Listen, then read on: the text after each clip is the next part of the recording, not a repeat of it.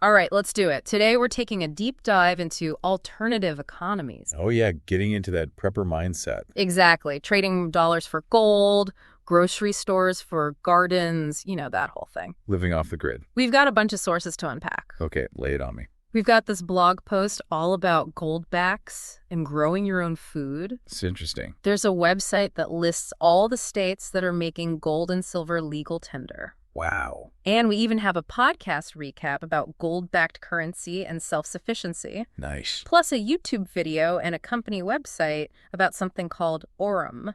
Aurum? What's that? It's basically gold-infused dollar bills. Whoa, like actually gold. Yeah, we'll get into that. Crazy. It's like a whole different world, these prepper communities. Right. All prepping for a system reboot, like a total reset on how we value money, food, even community. Total reset, huh? The question is this just fringe prepping stuff? Right. Or is there something here for everyone, even if you're not, like, building a bunker in your backyard? I mean, I'm always up for learning new things. Me too. So let's start with this Barndovilla blog. Okay, what are they saying? They're painting a pretty intense picture. Intense how? Talking about economic collapse, social unrest, the dollar crashing. They even bring up historical examples of, like, price caps leading to famine. Whoa, that's heavy stuff. Yeah. They also touch on election integrity and potential depopulation plans. Wait, really? It's in there. Right, sure. But remember, that's just what the blog says, not necessarily what we believe, Oh, right. Of course. It's wild. But the interesting thing is how they connect all those economic anxieties to this call for, like, radical self-sufficiency. Radical self-sufficiency? What do you mean? They're basically saying, forget grocery stores, forget banks, learn to do everything yourself. Whoa. That's a big ask. Yeah. I mean, how many of us could actually survive if, like, everything just went poof? Right. It's a pretty drastic scenario. Yeah. But they do make some points about how vulnerable our systems are. That's true, I guess.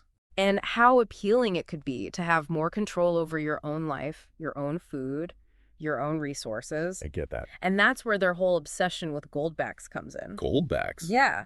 They're all about using these little pieces of gold, like tiny gold nuggets, as a way to buy and sell outside the normal financial system. Interesting. So it's like actual gold. Yeah, but just a tiny amount. Think of it like a goldback represents a small fraction of an ounce of gold. Okay, I see. We even have this YouTube video where someone uses a goldback to buy groceries. No way. At the time, one goldback was worth like 4.70. $4.70 for like a tiny piece of gold. It's all about the value the community agrees on, right? Yeah. Could fluctuate. So what, like one day it's $4.70 and the next it could be double that? Potentially, yeah. That's a whole other thing these systems would have to figure out. That's a pretty big difference from how our normal money works. Totally. And it shows how important community agreement is in these alternative systems. Right. Everyone needs to be on the same page about what a goldback is worth for it to work at all. Exactly. It reminds me of those local exchange trading systems, the LETs. Oh, yeah, I've heard of those, where people trade stuff directly within a community. Yeah, using their own credits. But using gold instead, that's a new twist. It makes sense, though. People want something tangible, right? Right. Something that feels real. Something that's historically held its value, Yeah. not something controlled by governments or central banks. Speaking of governments, are we going to talk about those states making gold and silver legal tender? Oh, yeah, definitely. We have this article from World Population Review. What does it say? Lists out all the states. States like Utah, Texas, Wyoming. They're going all in on this. Yeah. Seems like a pretty big challenge to the Federal Reserve. They're saying, we want control over our economies and we want more options for our citizens. Makes sense. And get this, the article mentions these laws could actually wipe out capital gains taxes on precious metals. Wait, seriously? Yeah, you could buy gold and silver without the government taking a cut of your profits. Pretty big incentive, right? For sure. It definitely creates a good environment for alternative currencies to take off. Yeah, definitely. But it's not just about goldbacks. We also have this Aurum thing. Aurum, right. Didn't you say those were like gold-infused dollar bills? Yeah, basically. That's wild. Right, like imagine a dollar bill, but it's got actual gold in it. That's what Aurum is trying to do, combine paper money with the security of gold. I mean, it sounds cool. But how does that even work? It's this whole proprietary technology. They embed a specific amount of gold right into the notes. That's pretty high-tech. Right. It's mentioned in that podcast recap and on the company website. What are they saying about it? Well, they're really playing up all the benefits, durability, security, flexibility. They say it's easy to check how much gold is in each note. Interesting. So it's like a gold-backed dollar bill. Kinda, yeah. But like with gold backs, the big question is, will people actually use it? Right. It's one thing to make a fancy new kind of money. It's another to convince everyone to switch from what they already know. Exactly. That's the challenge with any alternative currency, getting people to trust it, to build a network of users. It's like trying to get everyone to switch to a new social media platform, right? Needs a critical mass to work. Right. But, that Barndovilla blog, they seem pretty confident that this is the future. Oh, yeah, they're all in on this parallel society idea, operating totally outside the normal systems. Wow.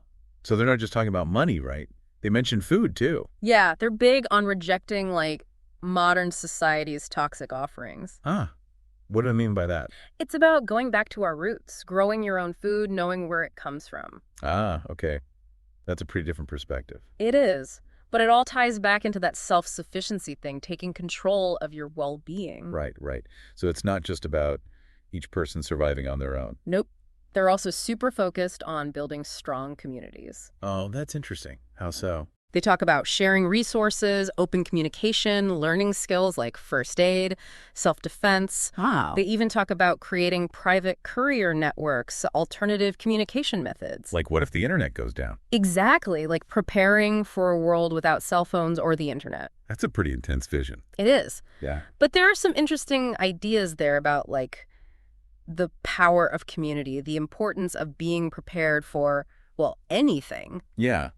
So even if you don't buy into the whole doomsday thing, Right. there's still something to be said for being self-reliant and having a strong community. Totally. Makes you think, what would you do if everything we rely on just stopped working? Yeah, that's a good question. What skills would be the most valuable? What resources would you prioritize? Who could you depend on? Definitely some things to think about. We're back and still digging into these alternative economies that Pripple communities are so into. Yeah, it's a lot, right? It's a lot to wrap your head around, especially that vision of a whole parallel society, Yeah. Right, running on gold gardens. Community spirit. Yeah, it's easy to focus on the doomsday side of it. The what if everything goes wrong scenario. But I think the mindset is really interesting. Yeah. They're not just passively waiting for the world to end. Right. They're building something. They're actively trying to create a better way of life.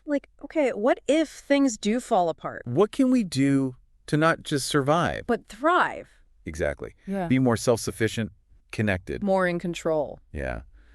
And that's where that whole resilience thing comes in. Being prepared for anything. These communities, they're thinking about all sorts of disruptions. Economic collapse, natural disasters. And they're developing a ton of skills. It's not just about stockpiling stuff. Right. It's about learning to grow food, fix things, Build community. how to think for yourself, solve problems. It's like practical living 101. But with a focus on independence and self-reliance. And honestly, those skills, they're valuable no matter what happens. Yeah, you're right. Even if you don't think society's going to collapse. Which hopefully it won't. Right. But knowing how to be adaptable, resourceful. It can only help you. So we might not share their anxieties about the future. Maybe not to the same degree. But we can still learn something from these preppers. Definitely. Their commitment to preparedness, it's pretty inspiring. Even if their vision seems a bit out there. Yeah, and their focus on community, that's powerful too. In a world that's so focused on the individual. Yeah, it feels like everyone's on their own. They're emphasizing cooperation, mutual aid, responsibility. They're saying we need each other.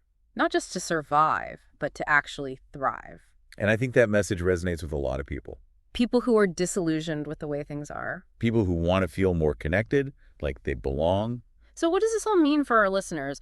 We're not saying you have to, go trade all your money for gold backs. Right. Or build a bunker in your backyard. And not unless you want to. But it's worth thinking about your own vulnerabilities. Like, what would you do if the systems we rely on suddenly weren't there? If the grocery store's closed. What skills would you need? What resources would be most important? Who would you turn to for help? It's about being proactive. Taking charge of your own well-being. Knowing you're not alone.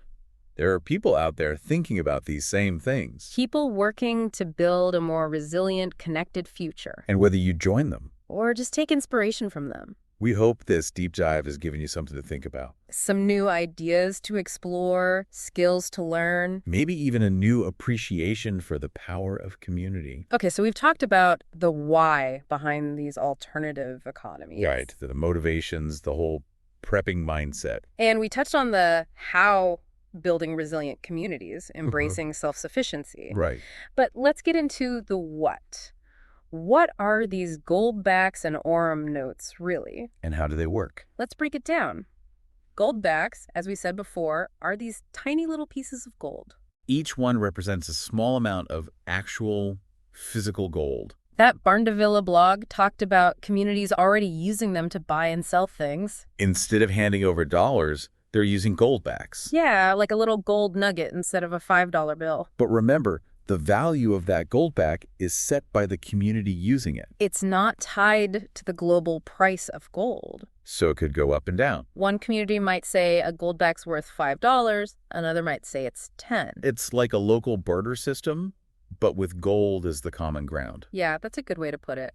But that podcast recap pointed out a big problem circulation. Right. For any currency to work, you need enough of it moving around. If there aren't enough goldbacks out there, it limits how much people can actually use them. Exactly. And then there's that extra cost you pay for a goldback. The premium. Yeah. You might end up paying $10 for a goldback that only has like $8 worth of gold in it. And that premium can change too, right? Making it even more complicated to use them for everyday transactions. Definitely adds another layer of complexity. So it seems like there are some kinks to work out with goldbacks. What about Aurum? How does that system try to solve some of these issues? Well, Aurum takes a totally different approach. Mm-hmm. Instead of being little pieces of gold, Right. they're actually polymer notes. Like similar to dollar bills. Yeah, but infused with gold. That's pretty clever. The Valaurum website talked about their technology. Right, how they embed a certain amount of gold right into each note. Pretty high-tech stuff. Yeah, and I bet they're a lot easier to carry around than a bunch of gold nuggets. For sure. Plus, Valaurum really plays up the security of Aurum. They're tough to counterfeit, and the gold content is easy to check. So, in theory, Aurum could be a more practical option for everyday use than goldbacks. Maybe. But it all comes down to whether people will actually adopt it. It's a tough sell to get people to switch from what they're used to. It's like that social media example again, right? Mm. You need everyone on board for it to really work. Exactly. And remember, these prepper communities, they're coming from a place of distrust. Distrust of the systems we have now. They believe those systems are flawed, that they're going to fail eventually. And their solution is to build something totally new. Something decentralized and self-sufficient. A radical vision, for sure. But even if you don't agree with them, there are still some valuable lessons to be learned from their approach. Like being more critical of the systems we rely on, asking, what would I do if those systems were gone? And thinking about what skills and resources would be valuable in a world with different rules. Those are questions we'll keep exploring after the break. Stay with us. We're back, and we're still talking about these alternative economies that prepper communities are so into. Yeah, it's a lot to think about. That vision of a parallel society. Gold, gardens, community. It's easy to get stuck on the doomsday prepping aspect. Right, like they're just waiting for the world to end. But I think the interesting thing is their mindset. Like, it's not just about surviving. It's about creating a better way of life. Like they're asking, okay, what if things really do fall apart? How can we thrive, not just survive? How can we be more self-sufficient, more connected? More in control of our own lives. And that's where the resilience comes in. They're preparing for all kinds of disruptions. Economic collapse, natural disasters. Learning all sorts of skills. Not just stockpiling food and water. It's about growing your own food. Fixing things, building community. Learning to think critically, solve problems. It's like a crash course in practical living. But with that focus on independence and self-reliance. And those skills, they're valuable no matter what. Even if you don't think society is going to collapse anytime soon. Which, hopefully it won't. Right. But knowing how to be adaptable, resourceful. It can only benefit you. So even if we don't share all their anxieties about the future. Right. Maybe not to the same extent. We can still learn from the prepper community. Definitely. Their commitment to being prepared is really inspiring. Even if their vision of the future seems a little extreme. And that emphasis on community, that's powerful too. Especially in a world that feels so individualistic. Everyone's on their own. But they're emphasizing cooperation, mutual aid. Shared responsibility. They're saying We need each other. Not just to survive, but to thrive. And I think that resonates with a lot of people. People who are disillusioned with the way things are. People who are longing for connection. For belonging. So what does all this mean for you, the listener? Right. What's the takeaway? We're not saying you need to run out and buy a bunch of gold backs. Or start digging a bunker in your backyard. Unless you want to, of course. But it is worth thinking about your own vulnerabilities. What would you do if the systems we rely on disappeared? The grocery store's closed. What skills would you need? What resources would you prioritize? Who would you turn to for help? It's about taking responsibility for your well-being. Knowing you're not alone in this. There are people out there thinking about these same things. People working to build a more resilient future. A more connected future, and whether you join them. Or just find inspiration in their ideas. We hope this deep dive has given you something to think about. New ideas to explore. Skills to consider learning. Maybe even a new appreciation for community. Because at the end of the day, resilience isn't just about survival. It's about thriving. It's about connecting, creating, contributing. Even when things are uncertain. That's all for this deep dive into alternative economies. Thanks for joining us. We'll see you next time for another fascinating topic. Until then, keep exploring. Keep learning. And keep diving deep.